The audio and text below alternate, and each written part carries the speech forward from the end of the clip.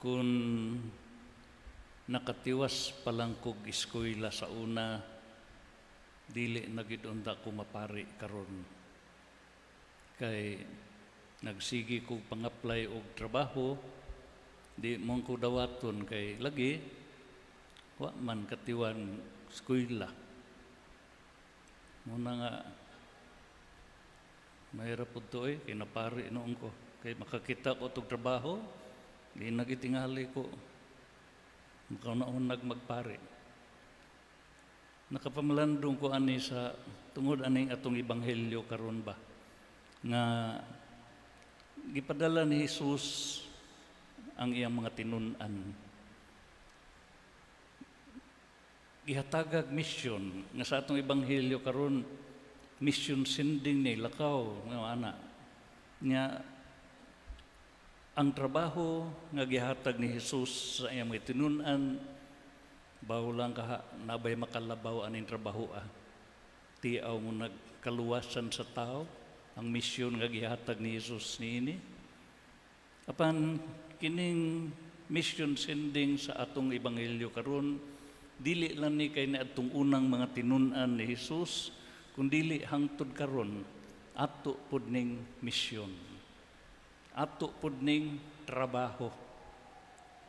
Unya qualified tatanan, kwalipikado tatanan, gani di gyud gani ta kabalibad aning trabaho Muna giingon ang trabaho may nangita nato kay sa grasya sa sakramentos bunyag nadawat nato ang tawag sa Ginoo. Nahimo tang iyang mga misyonero. Nahimo tang iyang mga magsasangyaw. Gifted to give yun ta, matud pa. Labi na karon sa ulog ta niining year 500 years of Christianity nga usab karon sa tuiga nagsaulog pa ta niining year of mission. Magpahinumdum nato nga mga misyonero tang tanan. Kung makadungog tagpulong misyonero, masanto pa itong uwa ka ng adto taglagyong dapit, yan ana. Pero di na tingali kinahanglan mo adto taglayo. Magsugod ta una diha sa atong tagsa-tagsa ka pamilya. Kay numero unong rason, ang atong kalampusan gawas sa atong pamilya dili gyud na makahulip sa unsay kapakyasan nato diha sulod sa atong pamilya. Sa in English pa, our success outside the family can never compensate for our failure in our family. Kaya magunsam ng tag-as na tong ranggo at sa kumpanya atong gitrabahoan sa gawas do pamilya. Kung diha mismo sa pamilya, dili mo tahod ang mga anak. Kaya tingali, dili katahuran. Magunsam na daghang amigo, amiga, gawas sa atong pamilya. Kung inabot, nag-uli sa balay, waiting ganay. Kaya nag-away ang magtiayon, nag-away ang ginikanar mga anak, hastang paita. Mao na nga unang misyon na to diha gid sulod sa atong pamilya. Kay ikaduha pong rason kay kung atong tan-awon ang dagat sa atong panahon karon, klaro jud kaayo nga ang tirada sa yawa iyag yung gubon ang atong mga pamilya. Mura mo nay top priorities yawa ron gubon ang pamilya. Kay bisag tan-awon nato sa mga balaod nato. Salamat nga din sa ato, di pwede mag-divorce. Pero subang nasod, pwede na magbuwag. Kana bitaw na ako'y kaslon, mauni akong iwali. Kamo, sugot mo, nga legal na ng divorce din Dagkuag lingo-lingo nila lagi. Okay, bago mo na paduhong pag-uminyo. Pero when the honeymoon is over, sus, pauli ko sa amoy. Salamat na lang, wa pa na sa tua, pero bungkag ginas pamilya gyud kanang divorce.